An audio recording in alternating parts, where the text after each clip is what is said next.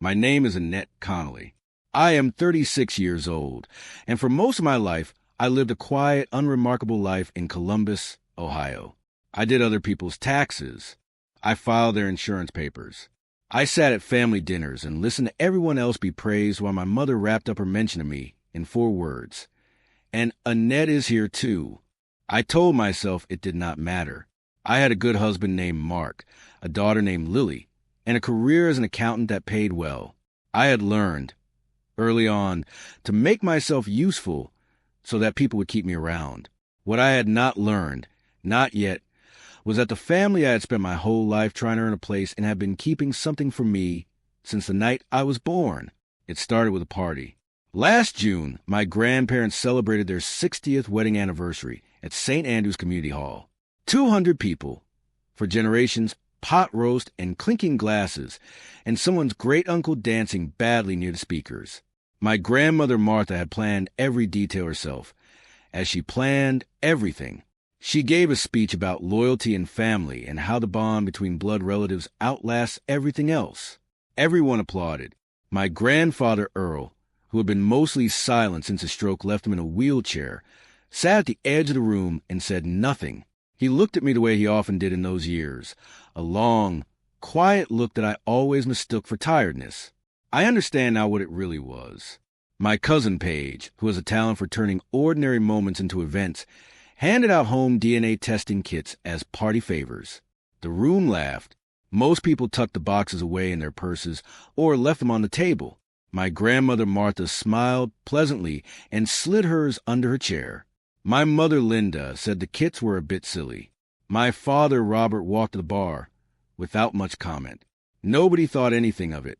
It seemed like exactly the kind of harmless, trendy gift you give at a party and forget about by the following week.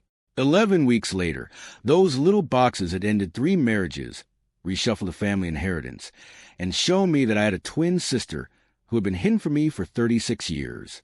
The Canellis had been in Columbus for decades.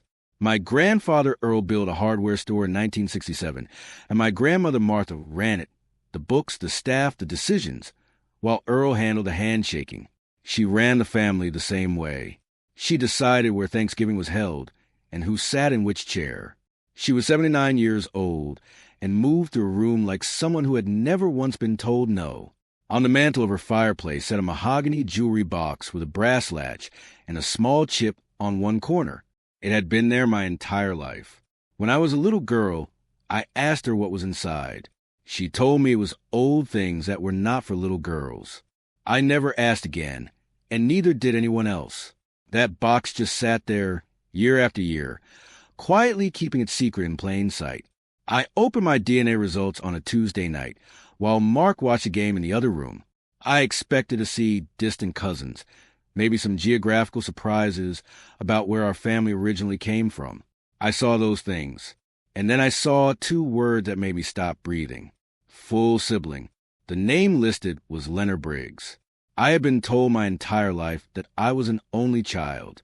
My mother's exact words, repeated over the years whenever the subject of siblings came up, were that God had only given them me. I sat at my kitchen table for hours, not moving, just staring at the screen. Leonard Briggs lived in Ohio. She shared my DNA completely, not half, not partially, fully. She was not a half-sister from some distant story. She was mine entirely, and she had existed my whole life without my knowledge. I did not call my mother.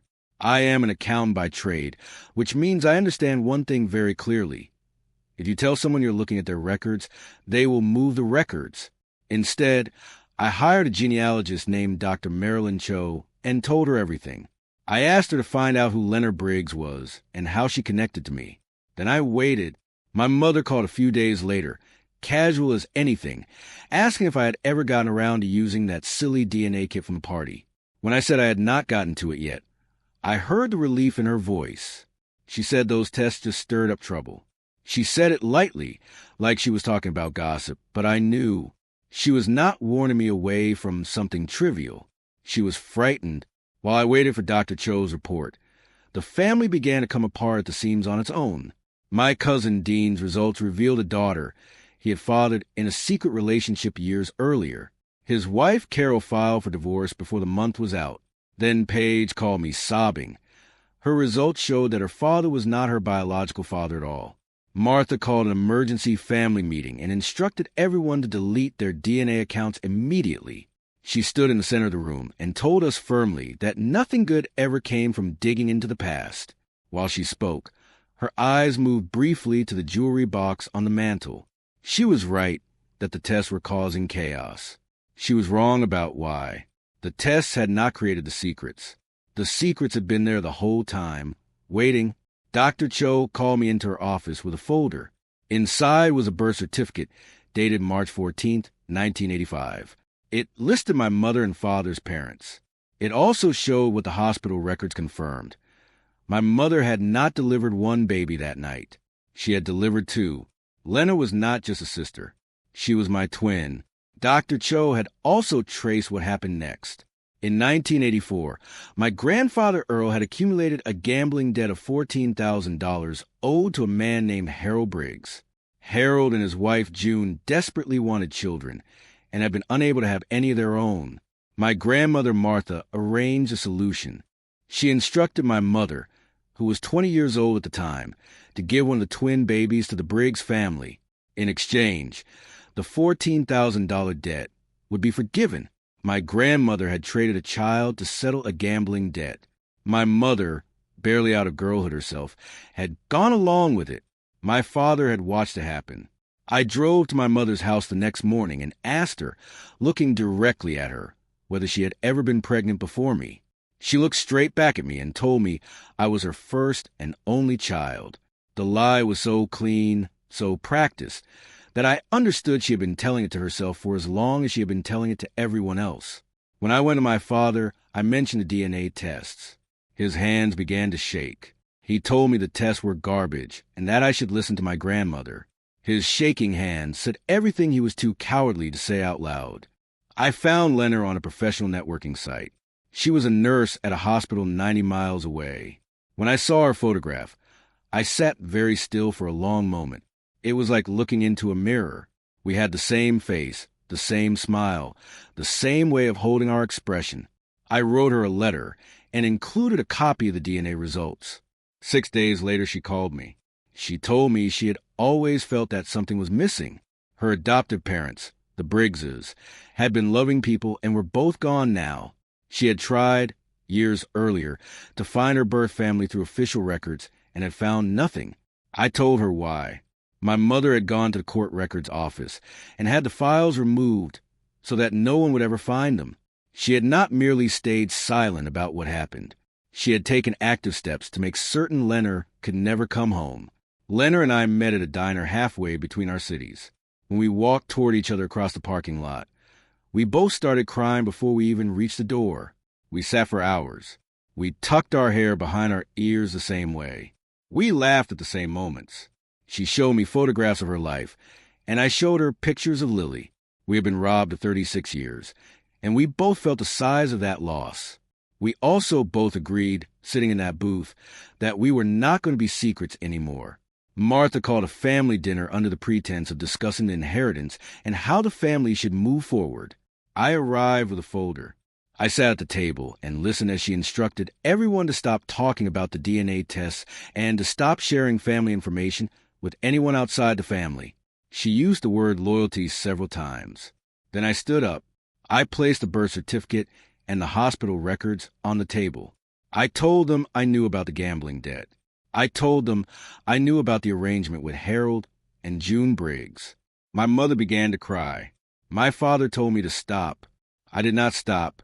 I told Martha I knew what was in the jewelry box. I walked to the mantel, picked it up, unlatched the brass clasp, and opened it. Inside was a Polaroid photograph. 2 tiny newborn babies, taken the night we were born. I held it up and showed the room. The table erupted, voices raised, chairs scraping back, someone knocking over a glass. And then the doorbell rang, because I had asked Lena to come. She walked to the front door, and the room went completely silent. She looked exactly like me. My father went pale and had to grip the table. My mother could not speak at all. Only Grandpa Earl moved. He reached out from his wheelchair, took Leonard's hand in both of his, and said he was sorry, in a room full of people who had built their lives around keeping quiet. He was the only one who managed a single honest word. It has been several months since that night. A judge ruled that Leonard is a rightful heir and entitled to her share of the family inheritance. She used it to pay off her nursing school loans. Martha has not spoken to any of us since.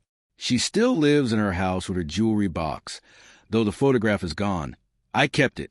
My mother attempted an apology and then, when she found the apology hard and expected, shifted to anger and accused me of destroying the family. My father sent me a message saying he wished he had been braver. I told him I wished the same. Paige and I are close now in a way we never were before. She is working through things with a therapist. My daughter Lily adores her Aunt Nori, which is what she calls Leonard, and Leonard brings her small gifts and teaches her things. Every other Saturday, Leonard and I meet at the same diner, where we first found each other, and we sit for as long as we want. The truth did not break this family. The lies did that long before I ever opened a DNA result on a Tuesday night. All the truth did was finally let two people who had always belonged together find their way back to each other.